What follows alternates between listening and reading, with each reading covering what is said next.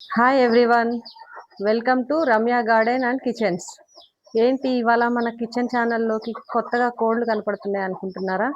అవునండి, మనం కొత్తగా ఒక కోడ్ని అయితే తెచ్చుకోవడం జరిగింది. అది తినడానికి అనే కాన్సెప్ట్ తెచ్చుకున్నాం, కానీ పిల్లలు అయితే తినడానికి ఇష్టపడలేదు. వద్దమ్మా మనం పెంచుకుందాము అని అనేసరికి సరే ఉంచుకుందాంలే అని ఉంచుకున్నాము. అయితే అందులో ఒక కోడి అయితే గుడ్లు పెట్టడం జరిగింది. ఆ గుడ్లని ఇప్పుడు మనము పొదిగేసుకుందాము అన్న కాన్సెప్ట్తో వీటిని ఉంచుకున్నామండి. ఇప్పుడు మనము కోడిని ఎలా పొదిగేసుకోవాలి, ఎలా గుడ్ల నుండి పిల్లల్ని బయటికి తెచ్చుకోవడానికి ఎలా చేయాలి అనే ప్రాసెస్ని మనము ఎలానో ఈరోజు చూద్దామండి. ఓకేనా?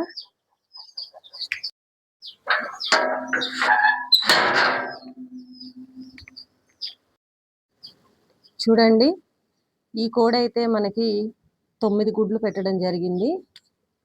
ఒక్కొక్క గుడ్డుకి మనము నెంబర్స్ అయితే ఇలా వేసుకోవడం జరిగింది. ఈ నెంబర్స్ ఎందుకు వేసుకున్నామంటే ఏ గుడ్డు నుండి మనకి బేబీ చిక్ బయటకు వస్తుంది, ఎన్ని గుడ్లు మనకి పిల్లలుగా తయారవుతాయి, ఎన్ని రోజులకు పెట్టిన గుడ్లు పిల్లలుగా తొందరగా పొదగడానికి అవకాశం ఉంటుంది అనేది మనకు తెలుసుకోవడం కోసం ఇలా నెంబర్స్ అయితే వేయడం జరిగింది. మన కోడి 9 గుడ్లు అయితే పెట్టడం జరిగిందండి. ఇప్పుడు మనము ఈ గుడ్లని పొదిగేసుకోవడానికి ఒక చిన్న గమేల, అదే మన బేల్దారులు మేషన్లు పనికి వాడే ఒక బొచ్చ లాంటిది తీసుకొని దాంట్లో మనము ఇసుక, వరిగడ్డి ఇవన్నీ సెట్ చేసుకొని కోడిని కూర్చోబెట్టాలి ఫ్రెండ్స్. చూడండి, ఇదైతే వరిగడ్డి అండి. మనం పశువులకి మేతగా వాడుకునే వరిగడ్డి మనం దీనికి యూజ్ చేయాల్సి ఉంటుంది. ఈ వరిగడ్డితో పాటు మనము ఇసుకను కూడా యూజ్ చేసుకోవాలి.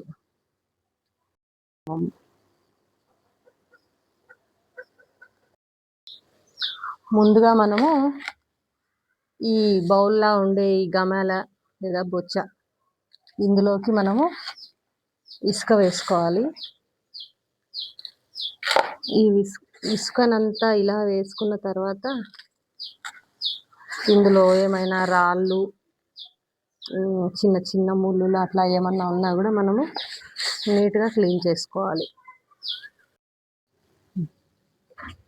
ఇలా ఈ ఇసుకలో ఉన్న రాళ్ళు అవన్నీ తీసేసుకున్న తర్వాత ఇలా గుంటగా చేసుకోవాలండి.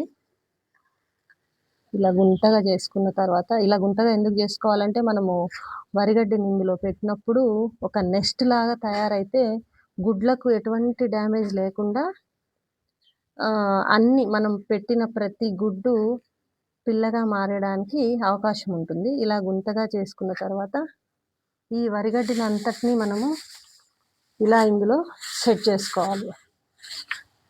ఇదంతా కూడా మనం ఒక నెస్ట్ లాగా, ఒక పక్షి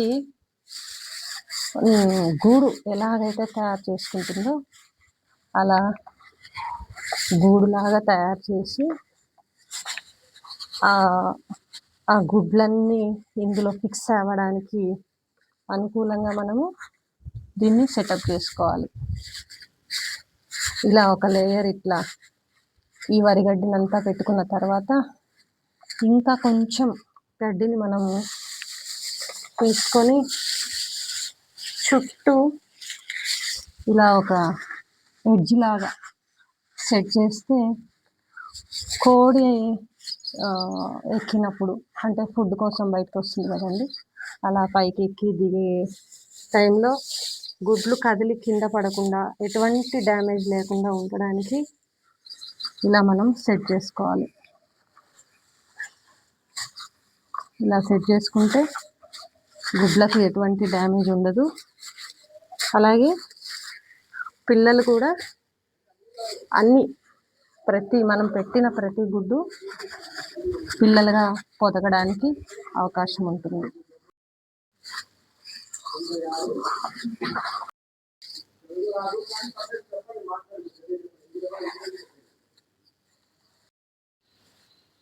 ఇలా మనము ఈ నెస్ట్ లాగా ఇలా తయారు చేసుకొని వరిగడ్డినంతా ఇలా సెటప్ చేసుకున్న తర్వాత మనము ఈ గుడ్లన్నిటిని ఇలా ఒకదానంటే ఒకటి ఇలా సెట్ చేసుకోవాలి.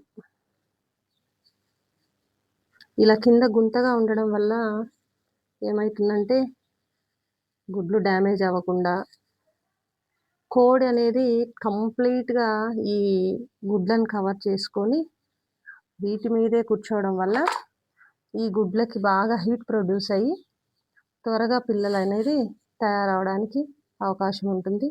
మనం పెట్టిన ప్రతి గుడ్డు కూడా పిల్లగా తయారవడానికి అవకాశం ఉంటుంది. ఈ వరిగడ్డిని ఎందుకు మనం కింద ఇలా బేస్గా వాడతామంటే, ఒకటి మెత్తగా ఉండి గుడ్లు డ్యామేజ్ అవ్వకుండా ఉండడానికి, ఇంకొకటి హీట్ కూడా కింది నుంచి కూడా హీట్ ప్రొడ్యూస్ అయ్యి తల్లి కోడి నుంచి కూడా హీట్ ప్రొడ్యూస్ అయ్యి మనం పెట్టిన గుడ్లన్నీ పిల్లలుగా పొదగడానికి అవకాశం ఉంటుంది.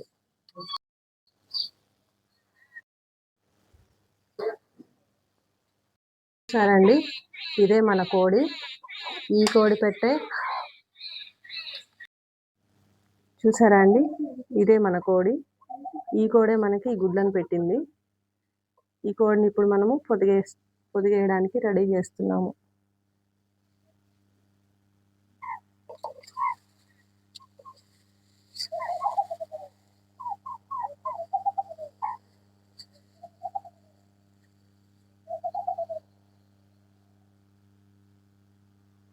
చూసారా అండి, గుడ్లను చూడగానే ఎంత బాగా సర్దుకుంటుందో.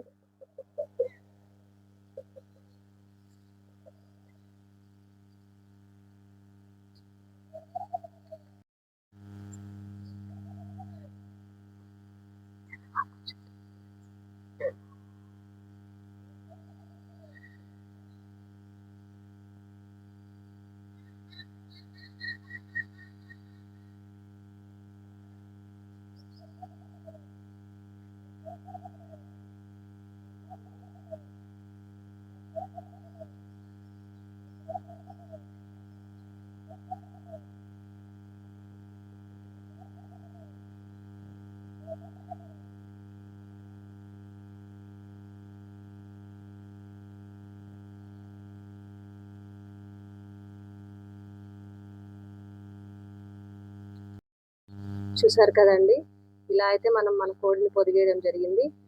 ఈ కోడి 21 డేస్ ఇలా తన గుడ్లని తన కింద సంరక్షించుకుంటూ 21 డేస్ తర్వాత అయితే మనకు పిల్లలు రావడం జరుగుతుంది. 21 డేస్ తర్వాత మనకి ఎన్ని పిల్లలు వచ్చాయి, ఎన్ని గుడ్లు పిల్లలుగా మారాయి అనేటివి మళ్ళీ మనం ఇంకొక వీడియో ద్వారా అప్డేట్ ఇస్తాము. చూడండి, ఎప్పుడైనా కోడి పిల్లల్ని పొదగడానికి సిద్ధంగా ఉంది అన్నప్పుడు ఈ విధంగా తన రెక్కల్ని, తన ఫెదర్ని అంతా ఇలా పైకి లేపుతూ ఉంటుంది. అదే మనకి కోడి గుడ్లు పొదగడానికి సిద్ధంగా ఉంది అనడానికి మనకి ఉదాహరణ. ఇది ఇలా ఎప్పుడైతే ఇలా తన రెక్కల్ని ఇలా పైకి గుబురుగా చేస్తుందో అప్పుడు పొదగడానికి సిద్ధంగా ఉందని మనకు అర్థమవుతుంది. ఈ విధంగా మనం 21 డేస్ అయితే దీన్ని ఇలాగే ఒక పక్కన పెట్టేసినట్లయితే గుడ్ల నుండి పిల్లలు అయితే బయటకు వస్తాయి. టోటల్గా ఎన్ని పిల్లలు వచ్చాయి అనేది మనము 21 డేస్ తర్వాత మళ్ళీ అప్డేట్ అయితే ఇస్తాను. ఈ వీడియో కనుక మీకు నచ్చినట్టయితే లైక్ చేయండి, షేర్ చేయండి, సబ్స్క్రైబ్ చేయండి. ఇలాంటి మంచి మంచి వీడియోల కోసం మన ఛానల్ని ఫాలో అవ్వండి. Thank you for watching.